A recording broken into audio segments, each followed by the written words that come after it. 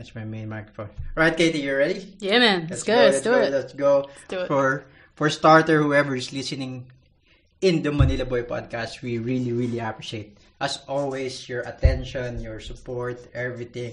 And please, please, please, if you like what you are listening to right now, please share it to your friends, to everybody, and just maybe your pet wants to listen to this one. Make sure you share it to everybody. So that's my spiel, and the guest that we have today is Katie Hibbert. Woo! Hype man. Hype man. We need hype man. We need hype man. Don't have a music. I should have a music in my. Yeah, we need hype man, man. Like full NBA stuff. But anyway, I got Katie Hibbert here. I really, really wanted her to be in my podcast for a very long time. First, because she's a Filo sister. What's up? What's up? So, but you were born in Philippines. I was born in Australia. My mother came to Australia to study and do nursing. Yeah. And she met my father, and then had my older sister and me, my brothers and sisters. We grew up in country New South Wales, so up in the Hunter Valley where all the wine is, in Cessnock, and moved to Sydney. I was about 15 years old to get an apprenticeship with what I do now for work. Yeah.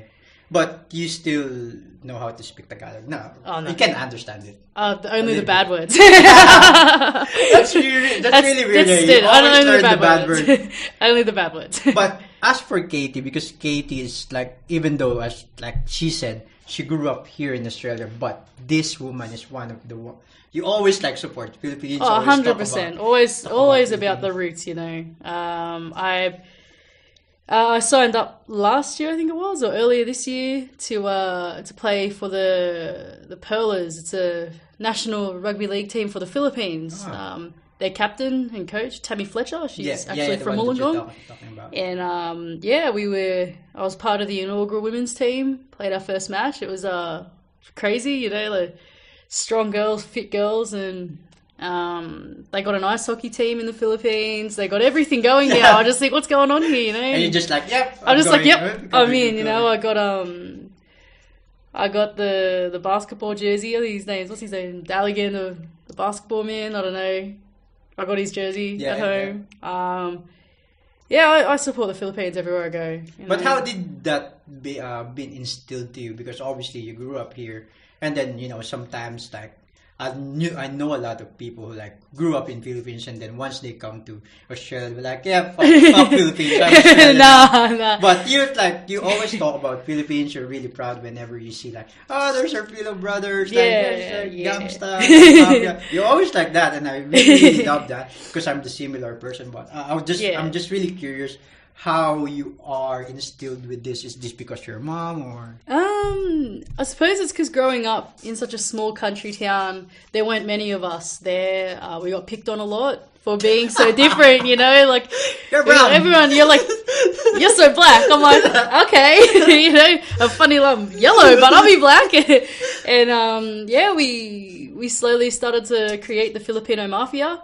We just took over the school, had our little gang. And I thought it's good to be different, and to embrace your heritage and remember your roots. I'm very proud of my mother's home country and how far it's come. Everyone loves Manny Pacquiao.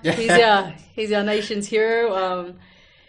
A lot of people try to forget where they come from, and I think it's important to remember where you come from. Oh yeah, exactly. I think that's really important. That's one of the main reasons why I started the podcast. Really, it's like to push where I came from, like how I see things in Filipino perspective. Yeah. Because like it depends. I think it affects a lot on how you see things in where you grew up. Like me, I think people from here, if they grew up here, their perspective with things like with money, with job, things 100%. like that. Yeah. It's different whenever you grew up in Philippines. Like I grew up there, it's like so fucking hard. Every day is like hard. You have to grind every day. You got to grind every day. That's important to me. You got to embrace the grind, and you got to realize how lucky we are. I come from my husband and I. We're pretty well off. We don't like to tell everyone so much, but You know, we But give yeah, a we lot get of like, yeah. we don't want to tell. I don't But want to we- let everyone we know get I'm a gangster, we have blinging. like 500,000 You in know, the bank. We get like we mansions. just, you know, like Money Mayweather, you know, bags of cash everywhere, Yeah, but yeah. we. But you work hard for that. Like, Oh, I don't see anything bad No. with telling people like I got money, you know. Like, But I give a enjoy lot of that. it away. You know, I donate a lot of my money to charities around. I send money back home any opportunity I can to my mum's family. Money comes and goes. It's the intention, I guess. Yeah, At the end of the day, it's the and intention. it's. I prefer to have good people around me, you know, and that's something from the Philippines. Is even though they haven't got a lot, even though back home they've got nothing, you know, and they're quite happy with just anything. That reminds me how easy it is to be on the top, and then next thing you know, you're down the bottom. You know, and if you can be happy anywhere in life with that mentality, then I think you're doing pretty good. Yeah. You know, that's what I take back from the homeland. Living simple. Yeah, everything 100%. happens. Everything happens. You be happy. It's like That's there's right. a recent flood that happened. I think last week in Philippines, and you can see them like setting up. You know, the tambayan session. that's they got right, a yeah. table, the red horse there, and they're eating. They're pretty happy with that. But yeah, anyway, like what I said, that the reason why I got Katie here because she's our Filipino friend. It's basically, I just love what she's doing now. She got blog. She's training hard, and I just know this girl is just gonna be interesting for those guys who has been listening to us. It's gonna be hard for me a little bit because my English sucks. So Katie is gonna. I translate for you. Yeah. So if I start there, it's Katie's fault. But anyway, yeah, okay, I get blamed for this. But what I really want to talk about is how hard it is to be a shift worker, because I'm a shift worker myself and you are a shift worker. Yep. And it's just hard. I really, really hate being a shift worker for the longest time. But I want to know your standpoint with being a shift worker, being a mom, and doing things in addition to all of that. Wow. Well, I've been a shift worker now since I was about 15, 16 years old. So, Really? yeah, man. I've grown for like 10 years now. Is that same the job. same job that you're doing? Yeah, Or? same job since I left year 10. I took up an apprenticeship as an electrician. And, you know, I've been doing the shift work, night shift, on-call, morning shift, afternoon shift. And it just rotates, you know. I work 2 weekends every month that I can't get out of. And it's really hard to find time, you know, to take care of yourself, which is what my sport is to me, is taking care of myself and fitting it all in. And not only that, you know, I got my daughter at home, you know, she's just turned 3 yesterday. Happy birthday! Shout out to Cora. Your kid name is really unique, like Corazon. But anyway, shift worker. shift working with a kid is a nightmare. You know, you don't get much sleep, and you take the sleep where you can get it, you know, and you take the chance to work out and exercise or go to class whenever you can. And I spend a lot of my time working. I wish. I spend a lot of my time scheduling my workouts at odd times. You know, like I've been getting up at 4:30, 5 o'clock to do my personal training sessions so that I can go home, you know, I can play with my daughter, take her to daycare, work out with my husband and do things. It's hard, you know, you get up so early in the morning and it's dark and you think, is this even worth it?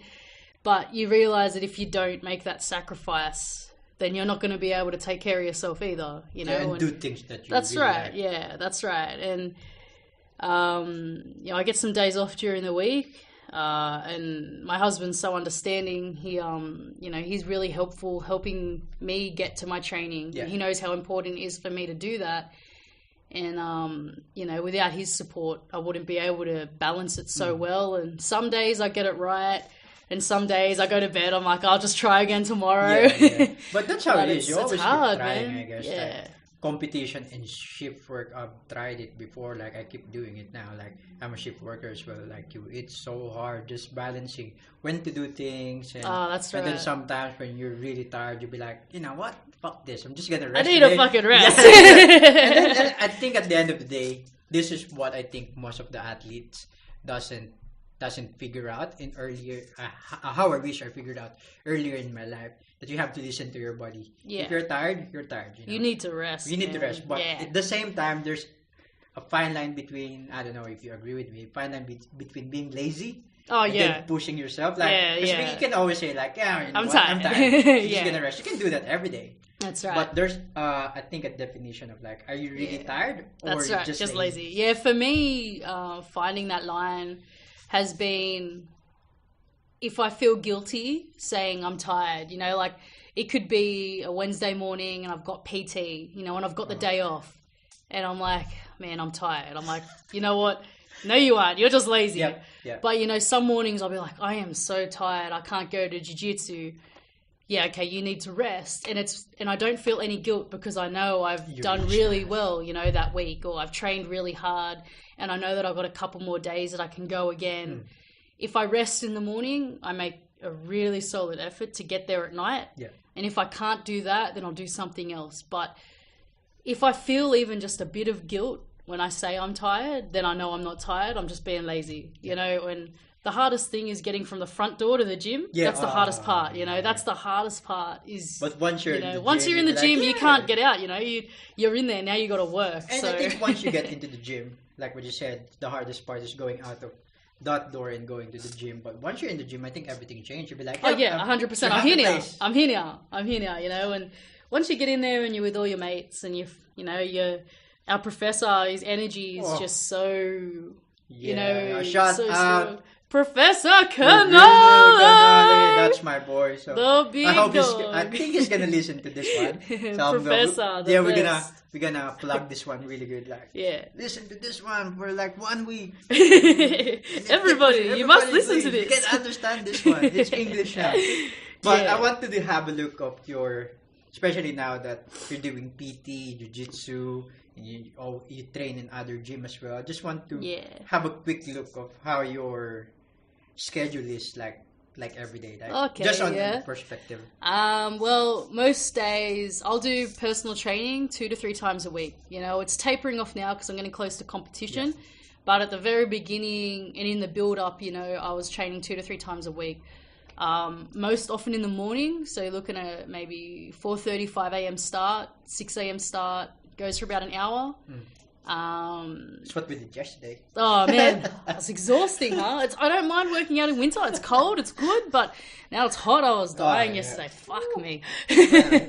Anyway, so I'll do PT. Lucy, my girl, she's Filipino as well. Yeah, no. She's the bench queen. You know, she pushes me, and it's good to have that motivation behind you.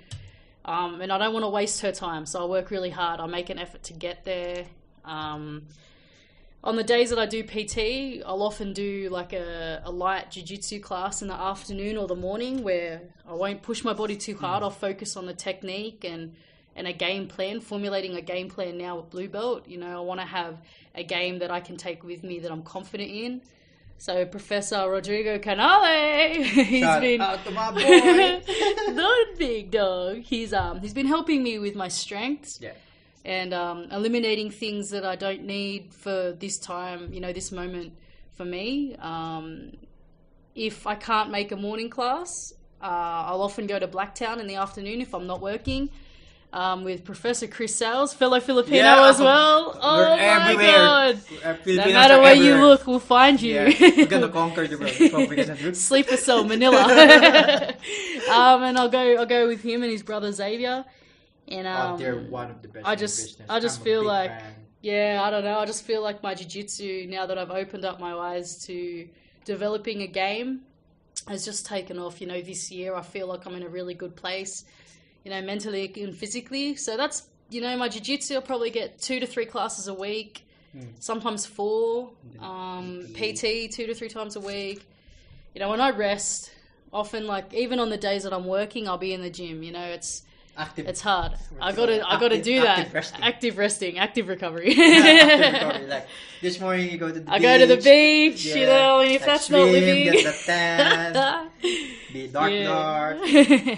But because we're talking about you and what you're doing right now, I heard, or not heard, but I read your blog, and it's so fucking awesome. I think it's gaining a lot of getting a bit of momentum, like now. attention and momentum, Yeah. only because you are consistent and your content is fucking awesome. Like Yeah. about your competition, about your life, and I think the thing that I love about your blog is how honest it is. It's no Yeah. bullshit. It can be long. It's like, dude, it's going forever. It's so forever. But in saying that, because the content is so fucking awesome, you just find yourself like, I'm still reading this blog. Yeah. And it's hard. I think it's really hard, like, for me, being a sportsman, and I really don't, like, personally, I don't really love, like, reading. Oh, That's man. why, Yeah, like for sure. podcasting is my thing. I listen to podcasts. I'm pretty happy with that, or watch TV or whatever. But when I get involved with the blog and I keep reading it, like what your blog is, I was like, there's a good content, and that's the reason why I want one of the topic that I wanted to talk about. Why did you start this blog? Because this didn't exist before, right? Or No. I started the blog. My good friend Michelle Salva, who's married to a Filipino boy, Carl the boy. I tell you, we're everywhere. Carl Salva. Michelle's a purple belt. She's absolutely incredible. She just placed bronze in her division at the Asia Open. Yeah, Asian Open. Professor Chris Sales got silver. and yeah, she's, she was trying to recruit more women from Gracie Baja to compete at CompNet, because the women's division is always really empty, it was really sad to see that. And I thought, well, I'm a bit of a social butterfly. I know everybody. It's good though. No matter where I go, there's someone. So I thought, you know what? I'll have a go. I was encouraged to start writing a blog so that people could, I suppose, relate to what I'm saying. They won't get a chance to talk to you, and I can't message people all the time. Yeah. So I thought I'll give them something to write, to read, to reflect on, something they can relate to. And I'm pretty relatable. I work full time. I'm married. I got a daughter. I'm tired. I love my food, man. The hardest part is the food. And so many women, have been messaging me, people I've never met before, and they've been going, hey, we've been reading your blog. It's been going for almost 10 weeks now. I've got an entry coming up in the next day or two, covering a bit of last week and leading up to the comp. And people are saying, when are you next putting, your post up? We want to read more. And I cover a lot of things about Gracie Baja, my training experience, why I stopped competing and why I started competing again, and how hard it was for me to get to the level I'm at now. And it's really good, my friends share it and they read it, and then other women come up to me. I fought at A-Gig, the comp last weekend, and a lot of women just randomly come up to me and said, hey, we've been reading your blog, and I didn't even know who these girls were. The next thing you know, they're adding me on Facebook and they're following me on Instagram, and I'm like, oh, this is great. It really motivates you to be the best you can be. And if my motivation and my hustle and grind encourages other women, to grind just as hard and to aim for something different, set them goals, to me, that's the battle won for me. I'm satisfied with that. We've had a lot of women enter CompNet, had a lot of women last-minute entries to the Australian Girls in Gi Comp run by Jess Fraser last weekend, and that was absolutely incredible, and I think I had 5 or 6 girls message me and say, we entered because we said, we saw your blog and you thought, whatever, and we're going to be there. And I was like, this is awesome, and I met a couple of little girls, the junior girls and the teens, and their parents were talking to me about their daughters read my blog, and I'm like, better keep it G-rated now. And they said that they never seen their kids read and be interested, they don't like reading. My daughter never reads, and all of a sudden she's reading your blog. I'm like, okay, and I had a couple of little girls, a little girl called Maria. She's from Blacktown, and her mum shot me a message saying, oh, my daughter idolizes you. She loved meeting you the other day. I was like, my girl. My girl. So those things act like, I think that makes you happy. And I think at the end of the day, that's your goal. Yeah, 100%. My goal one day is I definitely want to be a black belt one day. I want to teach children. My main thing is I want to teach kids. I love children so much, and I believe if they have a good role model, someone to look up to, Yes. you know, that leadership figure in their life, you know, a lot of people can stay out of trouble. And I'd love to be a black belt, a competitive black belt, who can, you know, you meet them and you say, well, this is what I've achieved in my life. You know, this is what you can do. Yeah. You know, it's achievable for anybody. And if you work hard at that. So that's my goal, is to get to that level. I don't want to just say I want to be a purple belt or a blue belt and win a couple of things. No, I want to do more than that, you know. I want to, the end result, that's what I want. You don't want to wing it, you want to like earn every 100%, every you know, belt, every stride. That's right, you know, and it could take 5 years, it could take 10 years, I don't care. My end goal is to teach kids and to one day have someone wrap a black belt around my waist, you know. That's what I want. I want to, you know, compete overseas. I want a holiday. Compete and then compete and holiday. Las Vegas, you know. So yeah, that's my goals, and I think sometimes you got to have goals set for yourself. You know, exactly. I mean, short-term goals are great. You know, I want to compete. I want to compete at each level. I want to get to the next level, which is purple belt for me. But the long-term goal for me is what keeps me going. You know. If I have that long-term goal, I'll never stop until I get there. And then when I get there, I'm sure I'll have something else, you know? So that's what I want out of what I do, and to keep writing things and posting things for young women and girls, you know, to encourage their participation and show them that you can do things. You will have time, you know? It's never too late to start, you know? And that's my thing, is just I want everyone to be a bit healthier, have an active lifestyle, and balance. You know, it's all balance, man. All like, balance. If you want to eat, like, I love eating, and like dude. you said, you love eating as well. Like, you just have to. One of the reasons why I train hard, so I can eat more. Like a piggy. What is it? How do you say adobo? Adobo. Yeah, I can never say. I say with an Australian accent. But adobo. I'll have that, like, there was a time where I had that like 2 to 3 times a week, and my husband's like, honey, I'm getting you, because my husband's so white, he's Australian. Yeah, he can't have so much adobo, and I'm like, but I want this every night. Adobo with rice and that's it. Yeah, oh my god. So yeah, I haven't had that for 9 weeks because I've been training so hard.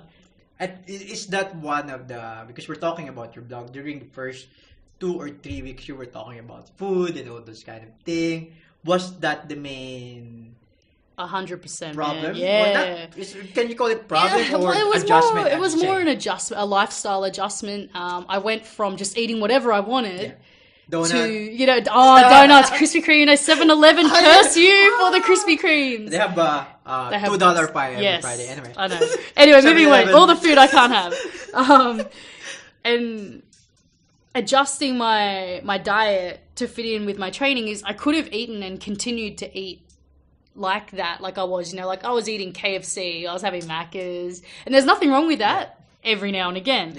But I was having it like twice a week, you know, I was having pizza. And let me tell you about how easy it is to hit a couple of buttons and get pizza delivered to your house. Oh, yeah, I know. I know, right? And my personal trainer was like, okay, if you want to do this and you're going to train so hard, you need to fuel your body right. You know, she goes, there's nothing wrong with a cheat meal every now and again. She goes, but you need to change how you eat. Otherwise, you're going to be training and you're not going to see results. You're going to get there on the day of your fight and your body just isn't going to be able to cope because you haven't fueled it well enough. That's right, yeah. So it's sort of like, you know, you got a performance car, you got a Maserati. You know, you're not going to put E10 in that. You know, exactly. You're going to put premium fuel in that bad boy. So that was, and it was huge for me. You know, I had to cut all this junk food out, man. I had Starburst gone, Krispy Kreme gone, Coke gone. I mean, I sneak chocolate in every now and again, chocolate is but the nutrition was a huge adjustment, and I think that's, you know, your nutrition, once you beat that battle, once you jump that hurdle, I miss it, of course, but I know that I can do without it. And I do feel better after eating a healthy meal, you know, and it's just a few changes over time, you know, include more vegetables and more lean meats. I'm not going to tell anyone what to eat, you know, you figure it out for yourself. But I feel personally myself more energetic, more, you know, more performance. You can perform it's just well. 100%. So much better. I think it's actually an once you eat like properly, I think it like boosts you mentally as well. Yeah, for sure. Because it's like, oh, I'm eating healthy, I'm strong. That's right, I yeah. think it's what we call placebo effect. Yeah, like, yeah. Everything else, like. Yeah, Yeah. I found myself that I thought, look at my gains, you know, I'm eating so much better, and I felt better Abs. about myself. Abs, oh no, they're not there yet. There's no abs yet. Too heavy on the carbs. So funny, yesterday. I've been training 9 weeks. Where's my abs? You promised me abs. It's like, yeah, well, I promise you to be strong. Not the abs. We're No not abs. training for your physique. I don't think those abs were in there. But yeah, that was a big thing, you know, and so many people relate to that because it's so easy to just go out and eat, you know, readily prepared shitty food. And you know, it's so hard being a shift worker as well. You know, you get home at the end of a 12-hour shift. Man, I don't want to cook. Yeah. I want pizza. Like, and it's even such early a bad in the habit. morning, you're Oh like, yeah. I'll have coffee and then some donut. Yeah, and then, 100%. And it's that short-term rush of energy. Yeah, exactly. And then you start crashing and you're like, I need another Red Bull, or I need another donut, or I You need... take Red Bull, do you? I used to be like 2 Red Bulls a day. It's fucking on that shit. I You know, that. damn. You know, when it got to the point where the Red Bulls weren't affecting me, I just started drinking because they tasted nice. And then I just thought, I got to stop this shit, you know, I got to stop it. It's bad, Because you man. drink coffee as well. Oh, yeah. Man, it's bad, you know. Hot caffeine in the morning, cold caffeine in the afternoon. Vanilla Coke is, man, my addiction, vanilla Coke. God Gonna give you damn. some heart problems, man, like arrhythmia and shit. Oh, stop, don't even talk to me about it. I'm hoping that the 9 weeks I've done now is reversing that damage. Fix me. Fix me in like 9 weeks. Oh, anyway, we're talking about your blog, and this is one of the topic that I really want to have a chat with you. Of course, when there's social media, there's fucking haters. Oh, for sure. So, For sure. have you encountered this type of people? How do you responded to them? And basically, did you expect this one? I think you expected it in one way or another. I think when you put yourself out there, it's to be expected. You know, you got to take the good with the bad, and like a thick skin. You know, being a tradesman, it's a bit easier for me to just let it roll off. You know, bounce off and just ignore it. But a lot of people, they don't expect the hate. You know, and they'll never understand. You know, if people haven't done what you want to do and people don't understand, they're not in the same mindset, it's very easy to criticize, you know, and it's easy to criticize me. They'll go, oh, you're a bad mother because you train so much. That's one thing that I've had from a few different women and a few different men as well have been, you're a bad mother because you train so much. You're a bad mother because, you know, and I'm thinking, well, I look at the positives I bring out of my training for my daughter. I'm healthy, I'm fit. I'm teaching her good habits. I'm teaching her healthy eating. I'm teaching her how to be active and take care of herself. My JiuJitsu training gives me the confidence to walk around and keep my chin up because I know that I can overcome any adversity. And I look at the example I set for my daughter and I know, mentally. That's right, I know that she's watching me. And it's easy to stay motivated and ignore people who hate on your journey because there's someone that matters to me, that's really important to me, watching me. You know, that positive reinforcement of every time she looks at me and says, okay, mummy, go training, you know, when I leave the house, I know that she understands what I'm doing, you know. She'll remember that. Oh, 100%.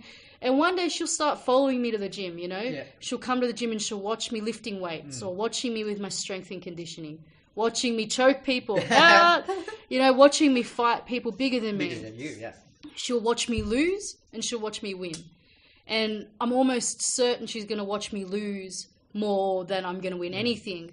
But if I can come out of those losses and teach her that you got to keep pushing, you can't give up, then it's going to set herself up for her future to have that confidence, you know. And that's what helps me push these people aside. You know, I've had people in my own family who don't understand what I'm doing. You know, they're like, oh, you're covered in bruises. And I'm like, this is JiuJitsu. You grab people all the time. You know, I've had injuries and they're like, you got to quit. You got to give it up. And I'm like, well, no, I can't give it up. That really pushes you know, you more, you can't. And yeah, it draws you back in. Every hurdle you overcome pushes you for more, pushes you to come back. And you're hungry for it. You know, I've never been hungrier for anything than this year. It was a real big eye-opening year for me. Meeting Professor Canale, and his enthusiasm, his energy, it just, you know, it's infectious. it is. And I bought into it, you know, I bought into the BJJ lifestyle. I'm now healthier. I'm probably the strongest and fittest I've ever been, you know, and I've just never felt so positive. And that's, I hope it comes across in my blog, is it's good to be positive, and you're going to have negative days where these people are going to come at you and they're going to be, you know, relentless. Yeah. And they're going to drag you down, you know? That's right. And it's easy for people to criticize when they don't understand. But from outside. That's right. But there are people like you, my brother, and people like my professor, my training partners, who understand why I'm doing what I'm doing. And it's that little voice that they're giving me is, you can do it, you know, you push. And that's, it's easy to overcome when you've got that. That's right. You know, you got to surround yourself with the good people and cut out the bad, man, you know? Or you can hear those negative comments about you, or negative connotation about what you do, but that's how you get good out of those things. Yeah, the silver lining. Yeah, the silver lining from the bad. And, you know, sometimes it does get you down a bit. And it does make you question, of course. You're like, oh, why am I doing this? But then, you know, I remember, I'm like, my teammates believe in me. My professor has confidence that I can keep going. You know, my other coaches, they feel that I'm able and capable of doing this. And, you know, my personal trainer says, you know, 9 weeks ago, you never lifted weights. And now look at you, you know, you so much to gain. And that keeps me going, you know what?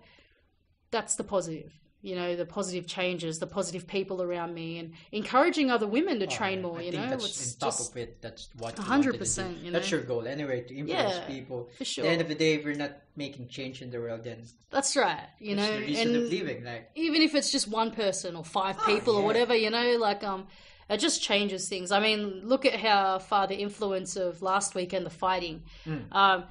Jackie O from the Kyle and Jackie O show on Kiss. She signed up. She signed up for BJJ, and her daughter Kitty, she's amazing, man. That girl slays with her arm bars. And Jackie O's like, you know what? I've had enough of watching. I'm gonna jump in. I'm gonna do it. And from what I heard and spoke to a few people, she killed it. So, you know, there's one person that's changed, and every week I aim to have more. You know, more people. You know, people to encourage. Like, you got girls that encourage me. You know, you got Jess Fraser, Olivia Glukowska from Melbourne, Sarah Chapman, blue belt. She's just incredible. I got Hope Douglas in the city. All these women are they just blow my mind, you know, and I want to be like that. Kate Wilson just got her black belt on the podium, I'm pretty sure, over in Asia. Another one of my mates, Jo Vlahovic, she is a nurse as well, a midwife nurse, I think. And she does shift work and training, and all these women inspire me to be better. You know, I want to match that, and then I want to surpass it. I want to leave behind a legacy like they do. Exactly. You know, and I think it's a good thing to have that. You know, I think it's a good thing. So because we're talking about now with women and how they influence you, especially for BJJ, MMA, or whatever that is. How did you start doing MMA or BJJ? Basically, like your history. When did you start? Would have been 2011. I used to play. 6 years. Yeah, man. 6 years. I took up Muay Thai at a gym called INRG, run by Filipinos. Ajan Eric Bayot and Crew and Bayot out at Seven Hills, INRG. Doing everything. Filipinos, everything, man. Damn. And I started training Muay Thai, and I had no idea what I was doing. I turned up, had a pair of boxing gloves that I bought for like $20, and I jumped in and I thought, man, I'm getting whipped. I'm skipping and punching things and kicking things. I'm like, man, I can't do this. But I went back every day for like a month, you know, and became a habit. I had a really bad injury that took me out of action for 6 months, and then I went straight back in there. You know, I wasn't going to quit. I wasn't finished yet. And then they introduced Brazilian Jiu-Jitsu to the Muay Thai gym. Yeah, to the gym. He branched out. He had boxing, Muay Thai, MMA, and then he introduced Brazilian Jiu-Jitsu as part of my BJJ from Professor Mario in the city. And I just fell in love with it. My first class, I just fell in love with it. You know, I just couldn't. I was like, where has this been all my life? And is that because you're small and you can take advantage of your technique? Yeah, the body size definitely played a big part. Just the community spirit about it as well. And it's weird and it's infectious, and you really start buying into it, like you start making friends. Like half of my social media, probably 3/4 is now Brazilian Jiu-Jitsu. It does. Right? It feels a bit like a cult. Come to Jiu-Jitsu. And then every time someone signs up, you're like, oh, you hooked now. But that was it. I started Jiu-Jitsu, would have been 2012, 2013. I had a year off. I got married, honeymoon baby. Had a year off, and then that's when it really started to struggle. My confidence, my self-esteem took a big hit. And adjusting to new places, new people, new coaches and teachers was really hard. And I struggled. I thought I'll go back in, I'll fight. I'll fight, yeah, sure. And then I lost, and I lost badly. And, that's when you had your injury, did you? Yeah, and I just got injured so bad all the time. I dislocated my shoulders. And then my last fight, I was so prepared. I'd been training hard, been eating right. I was on weight. I felt strong. I had one fight all day. I'd been training for like 2 months for this one fight. And within the first minute, I got her where I wanted her to be in spider guard. I went to go for a sweep. Yeah. She passed my spider guard. She slipped. And she landed knee first on my sternum. And I was just like, it felt like a weight had been dropped on my chest. It just crushed me. Yeah, they stopped the fight. I just signaled to the ref. I'm like, man, I can't breathe. I had hairline fractures through my sternum. And breathing hurt. Yeah. Getting out of bed hurt. Working hurt. Whoa. And I had 4 to 5 months off jiu-jitsu. And I lost. And it hits your mental, mentally. Like, look at, Ronda Rousey. She's amazing. She was my idol. She still is my idol. But I believe that loss she had, I felt that. Yeah. Not on such a big scale, but I know where she's been, fuck, where man. She's coming from, yeah. I know why it's so hard for people to come back. And now, a year later after that injury, I feel like I'm ready again. I feel strong. I did preparation. I know that on the day, no matter what the outcome, I've done everything I can. You're happy, you're gonna be happy. And it's just approaching it differently now. I think Professor Canale, Professor Chris, even Professor Clint, everything's just coming together, Yeah. The timing. And it's been timing. It's been a long 5-6 years. Yeah. I feel like it's just a big journey of redemption. That I've been at the bottom. I'm here. I'm ready to take it. Starting from the bottom, now we're here. That's right. That's why I need hype men on the day. I want my hype men. I want them to go like, Katie, just walk in. But how awesome is it if you're gonna have a fight? They should do something. 100%. I'm gonna have hype men anyway. I don't care what happens on the day. Hype man, or it's like if you get like. I want intro music. I want intro music. I want the lights to go out, and everyone will be like, "What?" It'll be like Kanye. That's a good idea. We should start. It'll be like on a scale of 1 to 10. 1 to 10. How Kanye are you feeling? And I'll be like, lights out, music on, and I want to have shades and. What's gonna be your intro music? Me, man, I don't know. Backstreet Boys.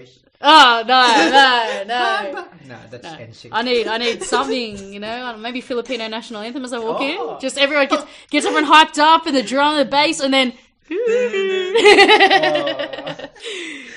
That's gonna be funny. But we should. Yeah, I've been actually thinking about that. That's how they should start something like that. Oh yeah, for sure. I'd love that. Just suppose. Alright, sorry for the post. Some fucking delivery guy or whatever. He's buying stuff again. Actually not mine. I know. Looks like who is that? Or whatever. But anyway, we're talking about MMA, BJJ when you started. I'm gonna want to talk about MMA or BJJ for women. Like when you first started it, how hard it is, and would you recommend it for women? Because there's a misconception. It's like, you're women, you should be doing like, you shouldn't be kicking or punching. You should be doing dancing. Yeah, you should be home. Yeah, cooking and cleaning. Cook my dinner. Washing dishes. Cook me some eggs, bro. Well, I think a lot of women start martial arts in general for self-esteem or a bit of self-defense, and I don't think many of them realize how confronting it can be to get punched in the face. Like everyone's got a plan on how they're going to do things until they get punched in the face, and everything you can take it. Everything goes out. You got 1 or 2 things you're going to do. You're going to really get drawn into it and go, you know what, I love this. This is awesome. Or you're going to be like, you know what, I don't like this. It's not for me. And you're never going to try it again. For me, I enjoyed that contact, the physicalness of it. The grind. The ground and pound. I enjoyed the fitness aspect. I got a lot of confidence out of it. But then I've seen some girls come in and they just can't handle that full contact, you know, the striking and the kicking and the choking can be really confronting too. If you've never done anything like that before, they've never felt that panic sets in.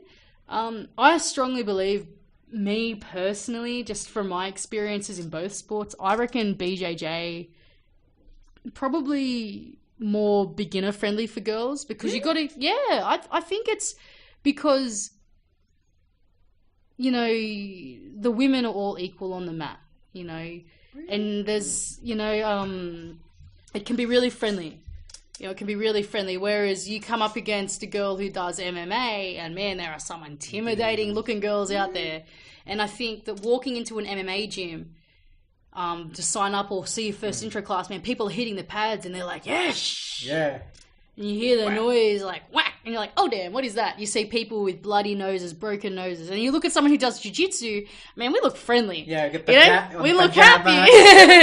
you don't hit us. Don't hit me. You know, that's why I do jiu-jitsu, is because I don't like being hit anymore. I just want to choke people. But you get hit all the time though. Like I get hit on the some of face us all do. the time. I get kneed in the mouth and all these things, but I like BJJ more for intro, and then MMA when the women get a bit more confidence up, depending on where they're at in their life, you know, especially what situation they're in. Me personally, BJJ 1, MMA 0. Sorry, guys. Sorry, guys. So you are saying that you will recommend BJJ, but because most of the question that women have out there, because as you can see, like what you said, when you walk into the gym, you see what they're doing. Yeah. The first thing that the women will see is they're on the close guard. Oh, they're skin to skin contact. Yeah. It's like really on your face. Confronting, man. It's confronting, so, you know. How can you not defend, but what your recommendation or what can you tell the women who want to try BJJ?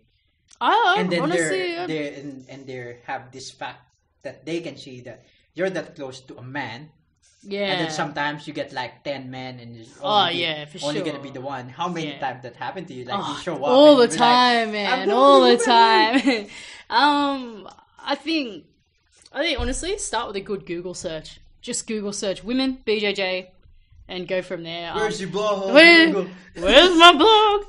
Look, personally, if anyone ever asked me, any woman ever asked me, what do I do? I'll be like, well, you know, I'll recommend a couple of good places. Gracie is so recognizable. We're the biggest team in the world, I reckon, at the moment. Yeah.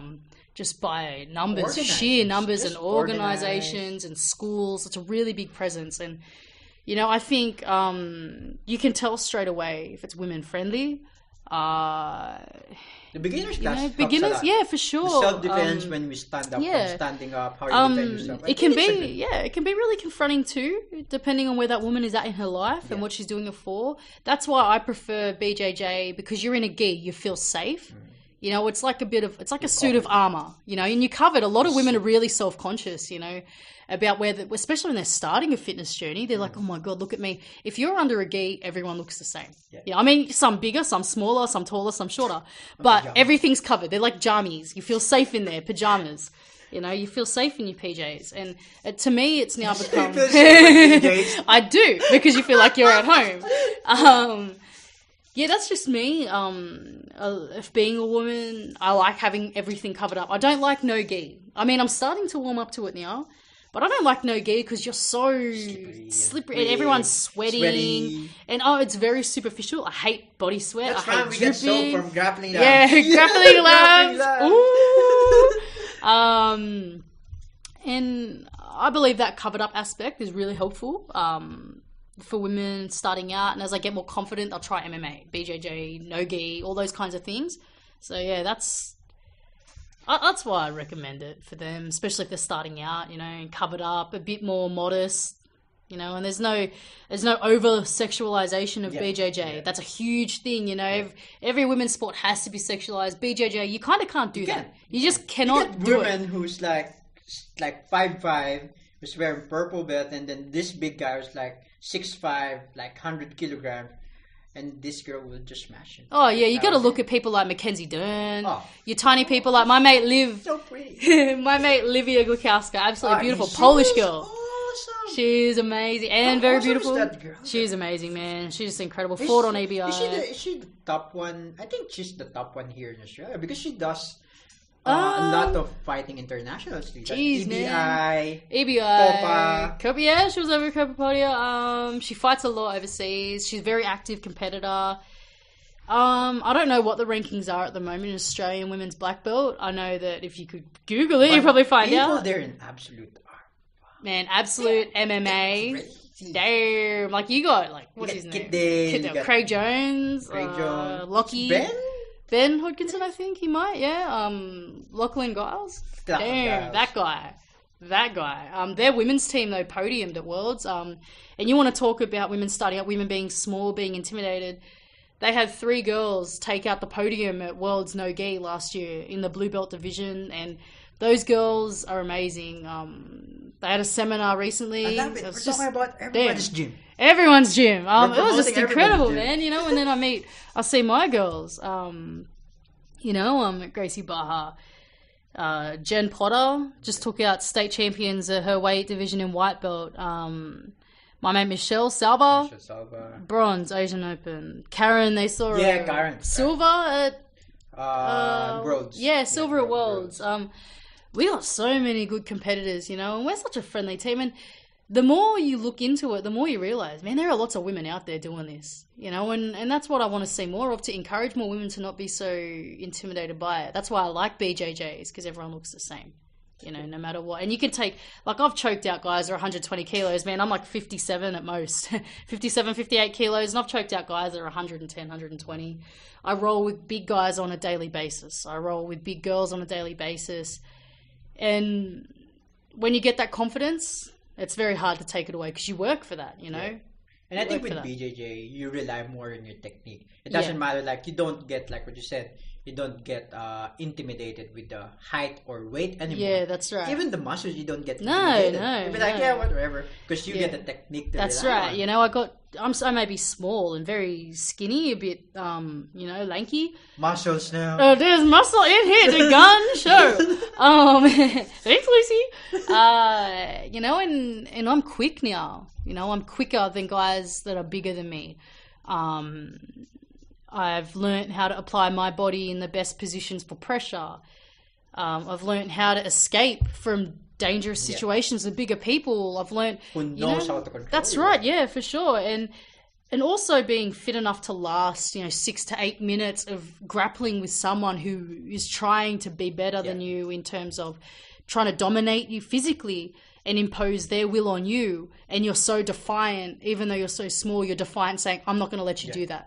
You know, and that's what I love about being so small in jiu-jitsu, being a woman, is that defiance can shine through, not letting someone do that to you. And if you get that ability from your technique, and that's all you have is your technique and your knowledge and your skill, that'll beat muscles any day of the week, you know, for sure. To an extent, of course. To an extent, of course. But that confidence and that mindset that you can handle yourself against someone bigger than you, that's hard to take away. Once someone's got that, you're in trouble. Yeah. You know, you're in trouble.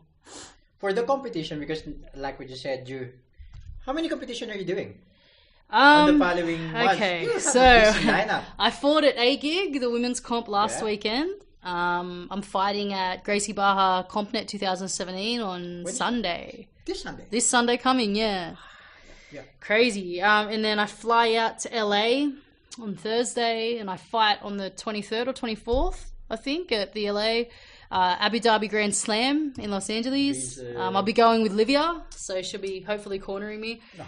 Yeah, hopefully. She's gonna be like, good luck. Like, I'm out. Yeah, she'll be like, good luck. Bye now. I'm going to In-N-Out Burgers. Bye.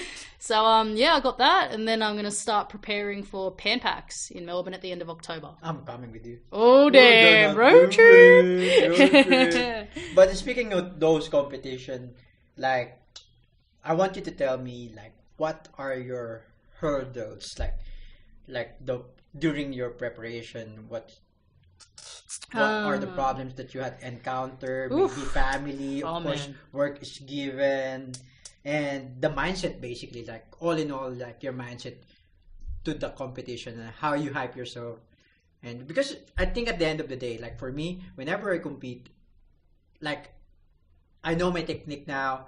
I've been consistent with everything. I'm always ready to fight. Yeah. But what the thing that people or competitor really don't know, that at the end of the day or last day, it's all about the mindset. Yeah. It's how emotionally ready you are. Yeah. The more you are emotionally ready, the more you can win fight. Yeah, the more for you sure. are relaxed. So last weekend was a really late entry to that competition. I did it because I thought, well, you know what? Why not? Why not just do it? You know, and help support women. So I jumped in. I entered at like 9 o'clock, 9:30 at night, man. The day before. Yeah, the night before I entered.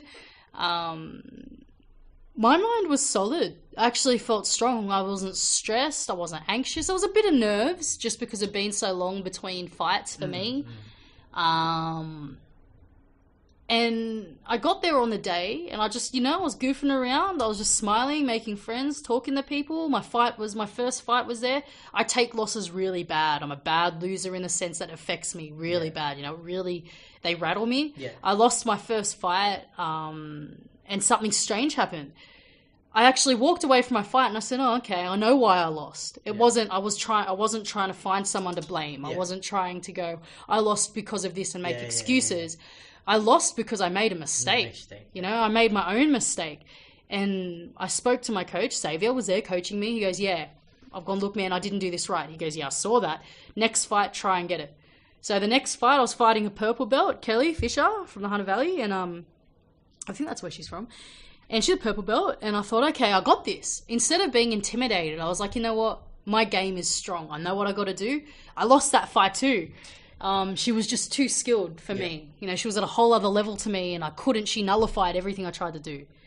And so I walked back to my coach. I said, "Man, what happened?" He goes, she read everything you did, She was just at a whole other level. She's more experienced. I'm like, okay, what have I got to do? He goes, "Stick to your game plan. Just keep trying to execute it." My next fight, I went in and 20-second, 30-second submission. My game plan worked from the get-go. Woo! And I was like, what? Oh my God. A fucking good setup. I love the joke. I actually not a big fan of that joke, but whoever does that, like you obviously love that joke. You try to do it once, you're like, what the fuck? No, look at. It's because it's a high-risk joke. It's very risky, and that's what my BJJ game is. My jiu-jitsu game is based on a lot, not so much risk-taking, but I like playing. I like enjoyment. I like a bit of, not flair, but excitement. If I'm fighting, I want people to go, "Hey, remember that girl that fought? She lost, but damn, she was, putting it out there, trying submissions, I don't like fighting for points. I like fighting for the submission. I like fighting to win. And I want people to say she won because she submitted her. She ended the fight. Not because it came down to points or advantages. I want it to be definite, And that's what that fight was to me, was me saying, "I'm here now. I'm ready to compete. You've seen what I can do. Yeah. What are you going to do about it?" And my last fight, I lost again against one of my own teammates, Kim. She's amazing. That was probably one of the fights of the day, I was told. People were watching. People were like, "That's amazing. Sweeps, reversals, everything." And I took a lot away from that, even though I lost. So my mindset's strong. I'm strong going into CompNet. I feel excited more than anxious about LA. I'm so excited to just go and put it all on the line and, see what I can learn from what I'm doing, But what's your motivation to all of this? Like, because at the start, I don't think I asked you about it, but why did you just decided to I'm going to compete? Did you just wake up one day like, you know what? It's time for me to come back? Honestly, it was just me going, you know what? I'm sick of seeing everyone else, representing our gym, and I'm just witnessing. I don't want to be a witness anymore. I want to be a part of that. I want to fight for my professor. I want to fight for my teammates. And when I go somewhere, I want to be able to say, "Hey, man, I was here with you and we're fighting together." I want to show the girls that train with me that it's okay to put yourself out there. It's okay to do that. I want to show my daughter, I want to bring her back. I want to win gold. I want to win. I'm not there to just participate, People say it's about winning or learning. Man, winning or losing. To me, it's winning or losing. And then when you get back, you train harder and you try and better yourself. You try and better your result. You know, I'm not traveling all the way around the world just to Just learn. to participate. You know, Nah. I want to win, and if I don't win, I'm going to bring it back. I'm going to go, okay, next time I'm going to win it. You know, I want to have some bling for my daughter. I want to show her that, you know what, this is what your mum can do. You know, I want to be tough. I want to be strong. And I want to be confident. I want my teammates to be proud of me. I want my daughter to be proud of me. It's a lot of pride. With me, it's a lot of pride, man. Not only, you know, my Filipino pride. I think it's more that what you want to leave to your kids. Yeah, I want to leave a legacy behind, you know? Legacy, exactly. A legacy. I want to have a legacy that when I get my black belt and I stop fighting and I'm teaching kids, I want to go, this is what I did. Your resume. You know, this is my resume. Next minute, And sometimes bang. you don't have to speak for it. Like, No. Because people like, oh, wait, why does everybody know? She's like, well, That's right. When I walk into, Resume. you know, that's right. I want to walk somewhere, you know. like I want Rodrigo, to. everybody knows like Everyone you know. knows him. Everyone knows our Man. professor. You know, I want to walk into a comp, and I want people to go, "Hey, that's Katie." You know, I want to work so hard and grind so hard and hustle for everything and earn things that when I go somewhere, I don't have to introduce myself anymore. I want them to do what they do with Jess Yeah. Fraser and Liv Glukowska and Hope. I want them to go, "That's Hope. Yeah. That's Liv. Like when you walk like, That's Katie." I'll be like, "That's me. I'm here now." Yeah, that's what I want. You know. you want a picture? Want a selfie? You take a selfie with me. Take a selfie with me. We'll start small. So I think we covered everything that I want to talk about. Really, Yeah. an hour now. Oh, But I damn. want to end this one on your like how you want to end it. Like you got words of encouragement. Oh man. Just basically or the anything that you want to share to the world now or whatever. How you want to end this podcast. Basically, Giving I it to just, you. you know what, I train out of Gracie Baja Wollongong. I cross-train at Gracie Baja Campbelltown and Gracie Baja Blacktown. I train at Raw Athletic with my personal trainer, Lucy. Everything I am, all of my skills is the result of a very hard-working bunch of individuals around me. You know, Professor Rodrigo Canale, Professor Chris Sales, Professor Clint Burns, Xavier, my coaches, Paolo and Ivan and Mitch, Ritz, everyone who's helped me get to where I am, Michelle, especially, you know, my mindset, Michelle and Jen, you guys, and Lucy, all these people, you know, put their faith in me, and I want to repay you guys, you know, and I'm going to do that every time I fight. I want women out there to be more active and take control of their lives, you know, and be, you know, get some exercise going with yourselves. Start small, go for a walk, you know, and then walk past the gym and then sign up and then come and meet me. You know, and for come here Before you you know, get big. you know, and to my friends who are thinking about competing, please do it. Start small. You know, CompNet, you're going to miss CompNet. I think A-Gig, Australian Girls and Gear, is actually having another competition on December 3rd. I think they just posted it today. Honestly, just do something with your life, you know. Don't get to, don't get to your funeral and people are going to have to lie about how much you did and how awesome you were. Yeah. Get to your funeral and have people telling stories about everything you've achieved in life. Yeah. That's what I want. If I die tomorrow and then people come to my funeral and go, hey, remember when Katie did this, or that time Katie did that, or that time Katie choked me up. That's what I want, you know, that's what I want. And if you live, if you live with that mindset, you're gonna have a hell of a time. Yeah. You know, so do it, you know, leave your print on the world. We're all gonna die someday. Might as well live something Might good, as well motherfucker. live it up. So yeah, have a good time. So I think that's the perfect way to end it. And I really, really want to thank you, Katie, again for joining the Manila Boy podcast. It's Manila so enjoyable. Boy! Actually, I think if I got more topic here, we can talk about everything. Oh, We just sure. like talk and talk. Filipino, we talk all day, man. Yeah, especially you, man, you're crazy. Don't. But thank you again for the Manila Boy podcast listeners there. If you like this one, if you like this episode, you are a motherfucker. If you don't love this episode, please share it, subscribe to the Manila Boy podcast, and we are fucking out. Yeah. Yeah. Woo! Thanks, man. That's good, bro.